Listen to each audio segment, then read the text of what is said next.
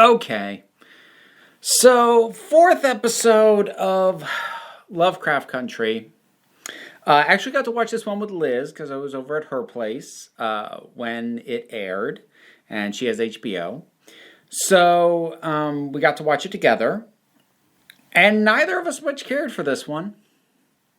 This is the first one that I feel like I can definitively draw a line under and say I didn't like it. I know I was very wavering and up and down on the second episode, but that was that all my concerns on that had a big asterisk, next to it, with the footnote being I'm not sure I get it.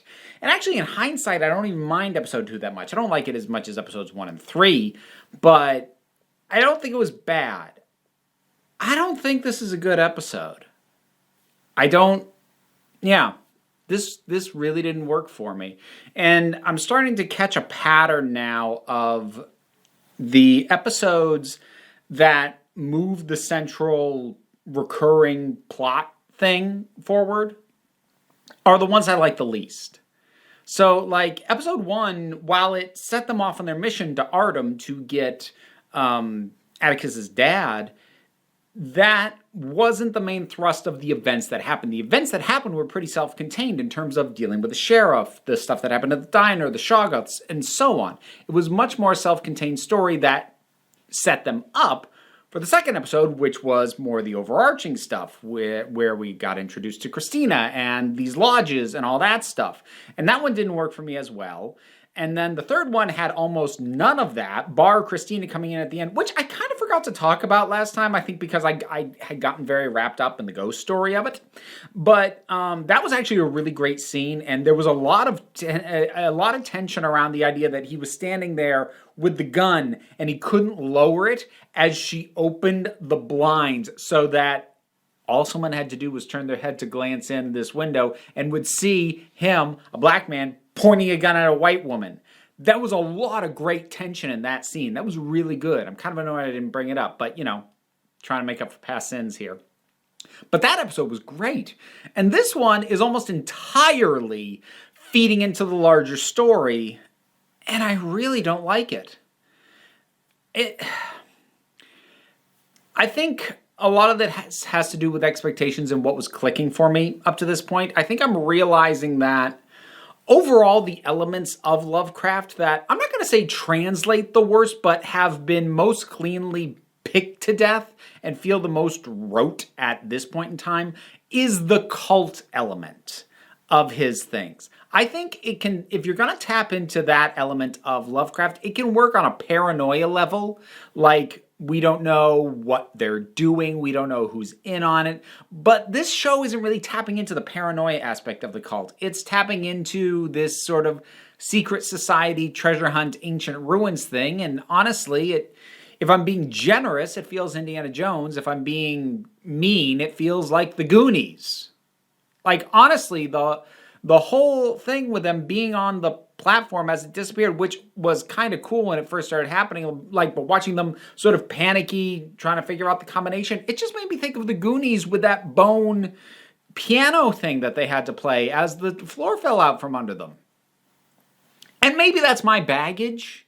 Maybe that's not necessarily a fault of the show, but there was nothing horrifying about it, either viscerally or intellectually. Because, on a visceral level, I wasn't scared by the third episode, but on a deeper thematic level, it hit a nerve. This thing doesn't hit anything on me at all. And also, before I forget to mention this, am I out of my mind? Didn't Letty say that she was a virgin before sleeping with Atticus in the previous episode? But in this one, she tells I can't even remember his name, the big guy who hitches a ride with him, that they banged in high school. This better come up again and get clarified at some point, because here's the thing. There's nothing that comes out of that, and the way in which the moment is emphasized feels like it's emphasized for a punchline instead of emphasized for a, hey, Letty's a liar. Which, if they actually do come back to that, I'll let this issue go. But for the purposes of this episode, the way it is delivered, it feels much more like the writers forgot that she said she was a virgin the previous episode, as opposed to did it deliberately to head somewhere and build something. Because it's so detached from everything else, happens so early, feels like it's just there for a punchline, and it just moves on. It's really weird. So that was odd. So, like I said, the whole treasure hunt thing doesn't do a lot for me. It doesn't add to the vibe that I like that I was getting off this thing. I am starting to dig Christina. You know, when she goes and starts to confront people like Letty more directly, I like the vibe that she gives off. And the music track they have played for her. Oh, those were good choices. I was like, I've mentioned it before. The music cues overall, very solid choices. So I support that. But and I think the show didn't do a great job of fully connecting the dots that this tunnel took them from Boston to Chicago. Or maybe, I don't know. By the time they got to the elevator in the tunnel, I was starting to get annoyed and I was starting to vent, and Liz and I were kind of back and forthing a bit. So maybe they did make it clearer and I missed it. So you know what? Shelve that criticism. Unless I'm right, in which case, take it validly. This is such refined critique I'm offering. So then we've got when they get in the vault, and there's all the corpses, and of course the first thing I thought of is at least one of these corpses is gonna start moving, so I wasn't shocked at all when it happened. And so that brings us to the Indigenous character. And here's where I have to admit to a certain amount of ignorance. I don't know a ton of the ins and outs of Two-Spirit individuals within Indigenous First Nations people. I know a little because it's something I've looked into a little bit because it's tangentially related to trans issues, but it's not a one-to-one, which I think is kind of my issue, at least unless I'm completely off base. And if someone is more knowledgeable than me, then point me to a resource. I would greatly appreciate it. But what they do in this episode is they have her regenerate and be naked because HBO. And honestly, same thing with the sex scene on the stairs with Letty's sister and Christina's man bitch. So that just feels like we're doing nudity because we can. Because we're HBO. So that felt gratuitous in both cases.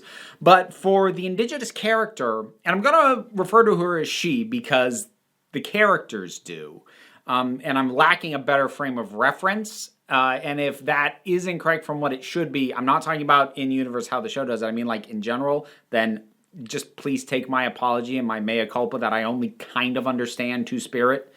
But they show her full frontal with the secondary sex characteristics of a female, i.e. breasts, hips, a feminine body shape, and male genitalia.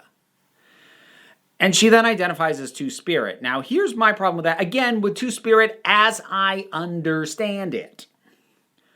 Two-Spirit, so far as I'm aware, has to do with societal and spiritual and ritual and community roles. A Two-Spirit person is a person who within the tribe serves functions of both men and women, and also some things unique to Two-Spirit peoples. But it's not meant to be interchangeable with intersex people, which is what she would have to be given that she predates medical transition.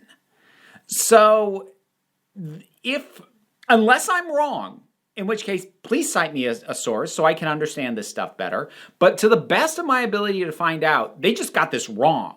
Even if they're right, even if I let that entire element go, I don't think I'm wrong, but I'm open to the possibility. So even if I'm wrong and they're on the money with that, and like they consulted or, whatever, even if all that is taken into account, I still have issues with this character. So on the one hand, I actually do think there is some validity with introducing an Indigenous character, because if you're going to talk about the original sins of this nation, obviously slavery is a big one, but the other one that honestly kind of goes hand in hand with it is the genocide of Indigenous people. Because when colonial white people showed up in America, they did two things. They killed the non-white people who were already here and brought in a bunch of non-white people to do their labor. Those things really are more closely tied together than I think a lot of things care to depict them.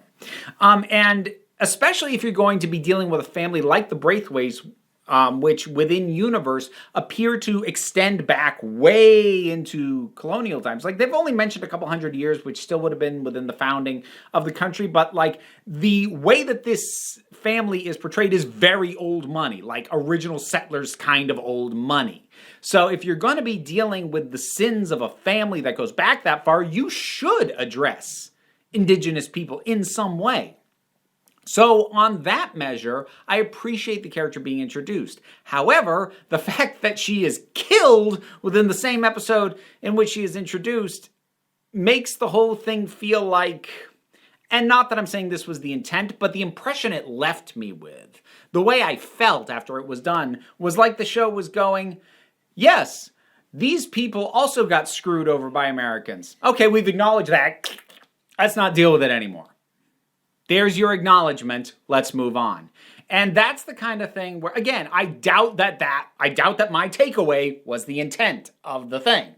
But when you leave me with that impression, it leaves me in the kind of place where I'm like, maybe you would have been better just not representing them at all if you were going to do it this crassly. So that's part of what put me in an off place. And just the overall vibe of the thing just didn't jibe for me very well at all. Now, I did a little bit more looking into Misha Green, who is the, I know I've cited Jordan Peele before. He's a producer on it. He's one of the people who lent his name to help get the thing made. But Misha Green is the primary creative force behind it. And she's been a heavy player in 2 shows. I mean, she's worked in TV for a while. So she's done writing and stuff for a while. But she was a heavy influence on 2 shows prior to this. One was Underground, which I know nothing about and have not seen. The other was Helix. And she was a producer and a writer on the first season of Helix. I don't know how many people remember this show. I plowed my way through the entire first season, waiting for it to actually live up to the interesting ideas it kept skirting around. And it never did. At this point, I couldn't even give you an accurate critique of Helix because so little of it stuck in my head, aside from frustration. So it's probably to the benefit of Lovecraft Country that I'm already hooked in enough that I'm going to at the very least see this season through. If I had realized at the start that Misha Green had a heavy hand in the first season of Helix, I might have bailed after episode 2, because that, thinking back on it now and now having that context, the weirdness that went on with that episode in terms of how quickly it suddenly resolved a whole bunch of stuff felt very reminiscent of the kind of stuff that went on in Helix. And I might have spotted a pattern that would have warned me off the show. Hopefully, the fact that I am now committed enough and interested enough in this to see a first season through will prove to me that these are false fears, that Helix was not her fault. Like, she wasn't the creator. She was a producer and a writer, but she wasn't the creator of it. And she was not the only creative force behind it. So, maybe I'm being unfair pinning my issues with that show on her. I'm trying to be as fair as I can, but, I'm seeing recurring issues with the way that season panned out and the way this one's starting to pan out. I didn't like this one. It didn't grab me. It didn't scare me. It didn't make me think. It didn't surprise me. it really did nothing of note for me, which is a first. Because even the second episode, with my issues with it, did some things that caught me off guard. Nothing about this did. And that's worrying.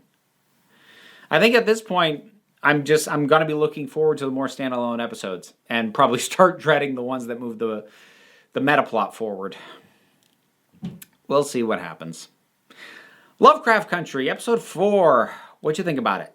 Whatever your thoughts are, drop something on down in the comments. Let's talk about it. Usual stuff. I have a Patreon, which is how I am able to afford things like HBO Max, where I can watch the show when I'm not with my partner at her place. And it keeps this whole operation up and running. Plus, the usual stuff like, share, subscribe. All those things are greatly appreciated and do help me out. But you also don't have to. No pressure. We take a relaxed attitude around here, so just come on back next time you need a break.